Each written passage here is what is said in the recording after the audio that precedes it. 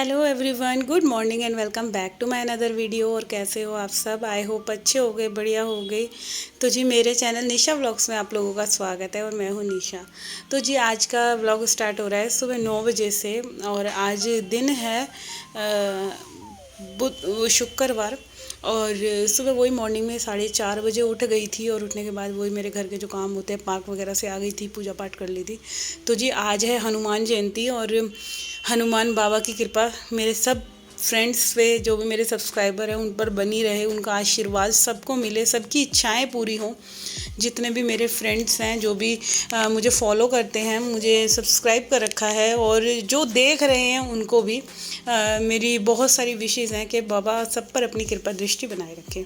तो जी मॉर्निंग की शुरुआत वही थी, घर के कामों से। बच्चे स्कूल चले गए थे और फिर मैंने अपनी चाय ले ली थी और उसके बाद मैं लगी काम पे। तो आज बच्चों के रूम की थोड़ी सी मतलब वो कहते हैं ना, जैसे मंथली कह लो या वीकली कह लो या मंथली वीकली जो भी कुछ कह लो, तो अपने बच्चों के रूम का थोड़ा सा मेकओवर कर रही थी। क्योंकि रोज़ाना सफाई तो होती है, बट वो होता है ना, कभी कभी थोड़ी सी ढंग से करनी चाहिए, तो वैसी वाली ही कर रही थी।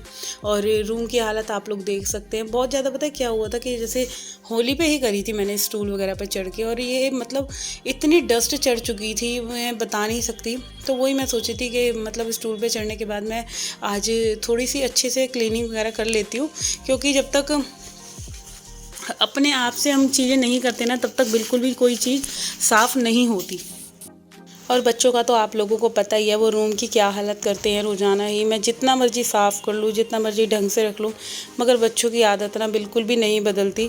और कहने को तो बड़े हैं, बट एक मतलब 12 साल का है और एक 16 साल का है, बट अकल दोनों में ही नहीं है। बिल्कुल रूम की ना हालत बहुत ज़्यादा गंदी कर देते हैं।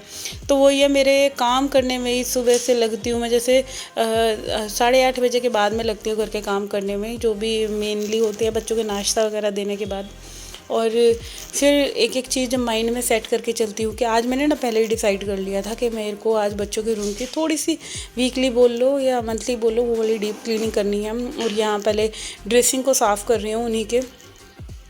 तो ये मैंने एक छोटी सी बास्केट रख रखी है, इसमें मैं तेल, क्रीम और पाउडर रखती हूँ। और कुछ बच्चों के ऐसा कोई यूज़ का नहीं है, सिर्फ यही 3 चीज़ें यूज़ होती हैं। और बस इनको यूज़ करने में इनकी क्या आदत है, तेल लगाएंगे तो तेल कहीं फेंक देंगे, बेड पे मिलते हैं यहाँ तक कि, और कंघा कहीं मिलेगा। मतलब कोई चीज़ आप उनके रूम में ढंग से सेटल से नहीं देख सकते। तो यहाँ मैंने एक छोटी सी बास्केट और रख रखी है। इसमें क्या है, जो बच्चों के पेन, पेंसिल या एक्स्ट्रा कुछ भी ड्रेसिंग पे कुछ सामान है, तो वो सारी चीज़ें मैं इस बास्केट में डाल देती हूँ। तो जी चलिए, यहाँ रूम की हो गई थी क्लीनिंग।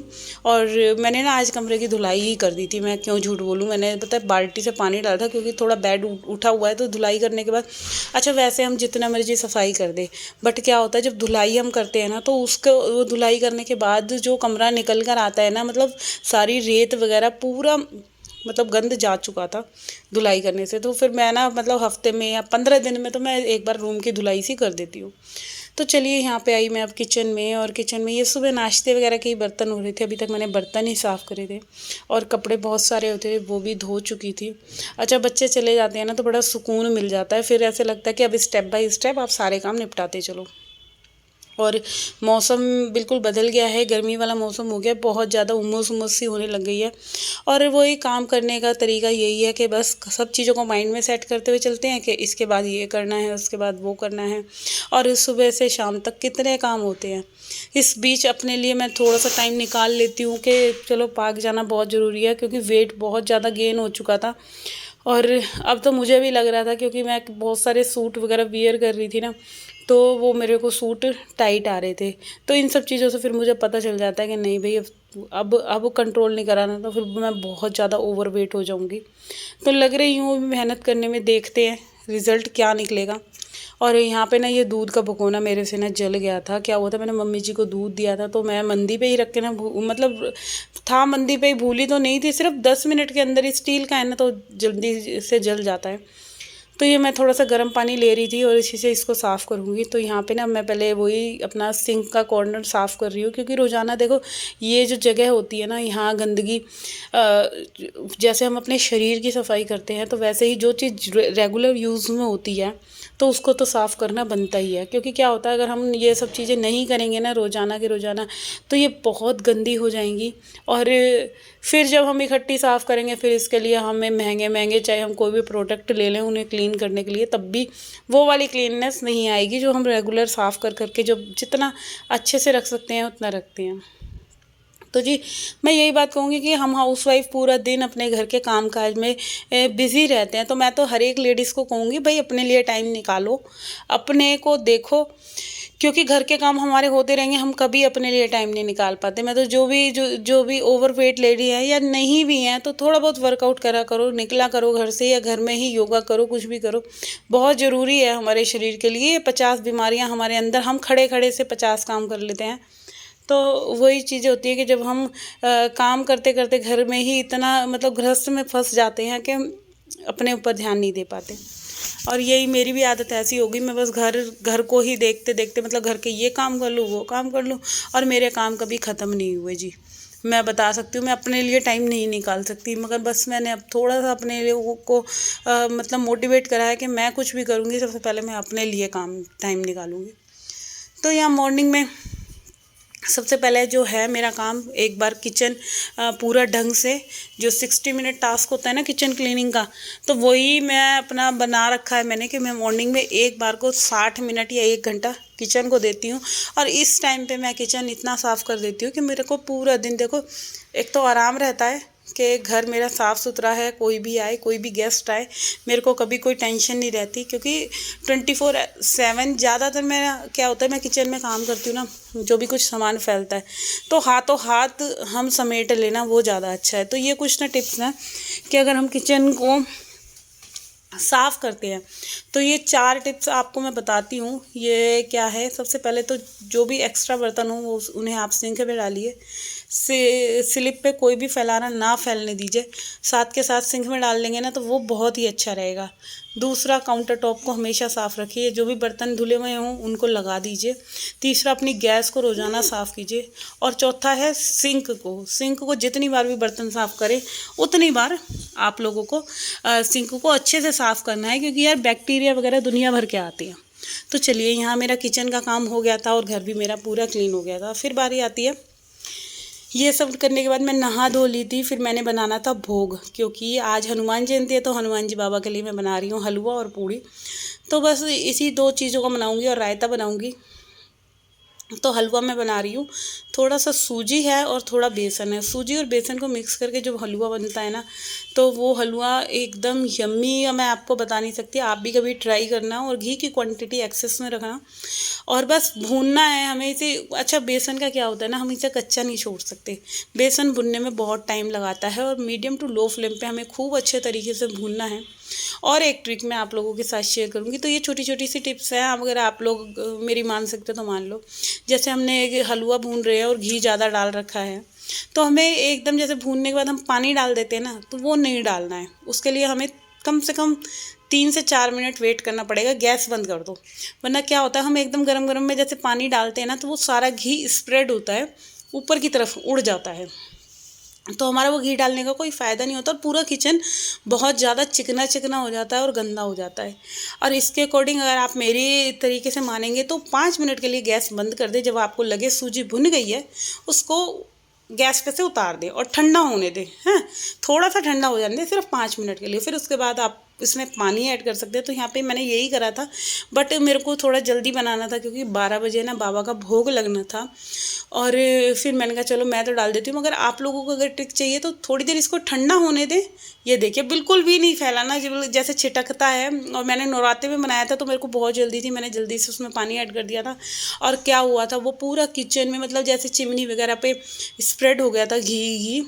और फिर वो ये मेरे को कितना काम बढ़ा था वो मैं जानती हूँ। तो यहाँ हलवे में चीनी ऐड कर दिया, थोड़े से मैंने ड्राई फ्रूट कट करके डाल दिए हैं, और थोड़ा सा मैंने इसमें मामूली सा हलवे में एक वो कलर आता है ना, वो डाला है।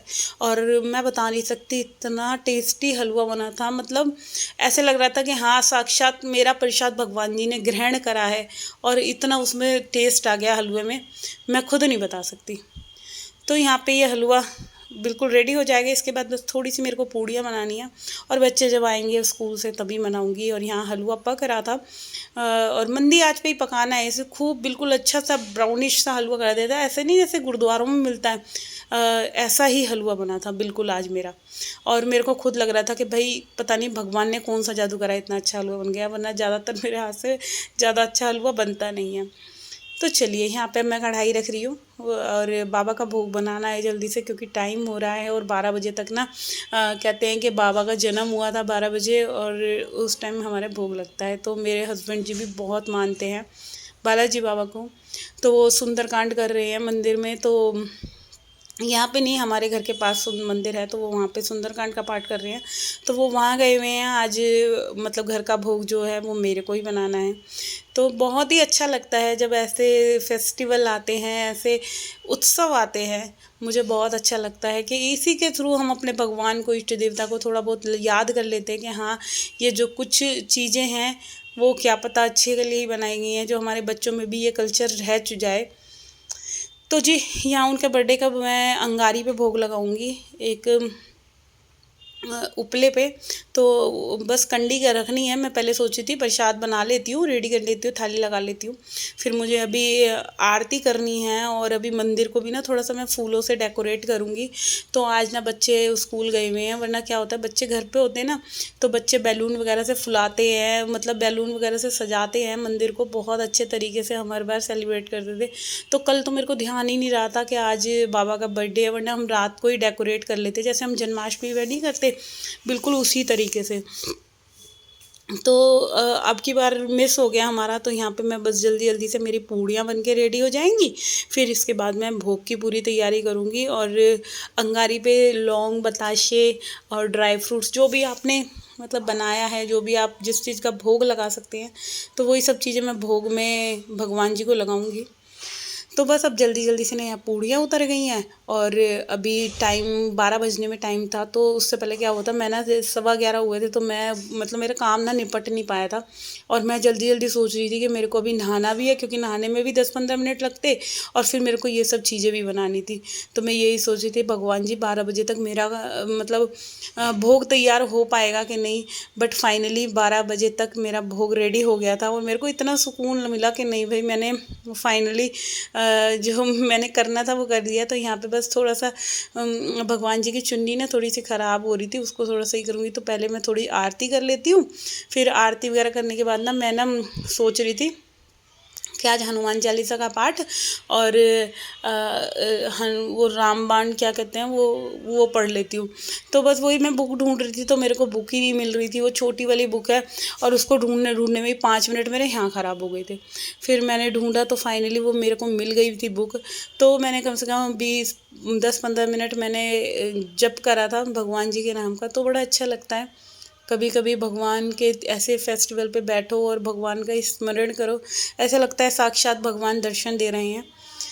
तो बस वही सब करने के बाद फिर यहाँ मैंने ना प्लेट भी सजा ली थी, इसमें लौंग बताशे वगैरह रख लिए थे और उसी का मेरे को भोग लगाना था। तो यहाँ पे बुक मेरे को मिल गई थी। फिर उसके बाद मैंने आरती वगैरह करी थी और ये बुक ना मेरे को कहाँ मिली थी, तो ये मैं रोज़ ना रामायण का पाठ करती हूँ ना, तो ये मेरी रामायण के पाठ के बुक में थी। और इसमें मेरी क्या कहते हैं दुर्गा चालीसा वगैरह सारी चीज़ें थी। तो वो भी ना मैंने फिर इसी में से पढ़ी थी ना 9 दिन, तो वो मैंने इसी रामायण के अंदर रख दी थी। तो यहाँ पे मैंने आरती वगैरह कर ली थी और ये पाठ भी कर लिया था। फिर मैं अब यहाँ भोग लगा रही हूँ और आप देख सकते हैं भोग कैसे लगता है। हमारे यहाँ सबके यहाँ ऐसे लगता होगा। तो यहाँ कपूर वगैरह चढ़ा दी थी और अग्नि में घी की आहुति दे दी थी और यहाँ पे मैंने भगवान जी का भोग लगा लिया था। ये भी हमारी थाली, रायता वगैरह। तो बस जो भी कुछ बना बस यही मेरे से बन पाया। और अब अच्छे से भोग लगा के हनुमान जी बाबा को हैप्पी बर्थडे बोल के, तो जी सब पर कृपा बनाए रखे मेरे बाबा, सबकी झोली में खुशियाँ भर दे, मैं यही दुआ करूँगी आज के दिन। और आप लोगों ने कैसे सेलिब्रेट करा हनुमान जयंती का महोत्सव, प्लीज़ बताना मेरे को कमेंट बॉक्स में। और कल फिर मिलेंगे एक और नए वीडियो के साथ। जब तक अपना अपना ध्यान रखना, अपने परिवार का ध्यान रखना। और आप लोगों को मेरा वीडियो कैसा लगा प्लीज़ कमेंट बॉक्स में जय बाबा की ज़रूर लिखना। अगर जो भी बाबा के भक्त हैं, जो भी बाबा को प्यार करते हैं, मानते हैं। तो बाय बाय फ्रेंड्स।